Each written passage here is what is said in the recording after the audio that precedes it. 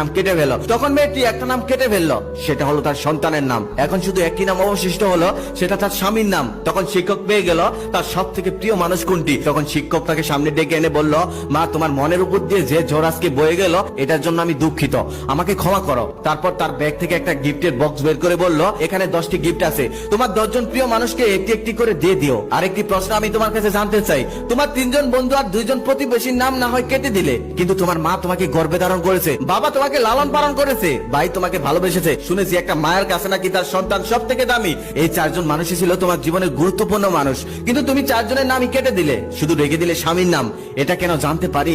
তখন মেয়েটা বলতে লাগলো, আমার 3 জন বন্ধু আর 2 জন প্রতিবেশীর নাম আমি প্রথমেই কেটে দিলাম, কারণ আমার স্বামী আছে, সন্তান আছে, তারাই আমার সব থেকে ভালো বন্ধু। তারপর যখন আপনি আরো 2 জনের নাম কাটতে বললেন, তখন আমি একটু চিন্তায় পড়ে গেলাম। তারপর ভেবে দেখলাম বাবা মা তো আর সারা জীবন বাঁচে না, তাই বাবা মায়ের নাম কেটে দিলাম। তারপর যখন আপনি আরো একজনের নাম কাটতে বললেন,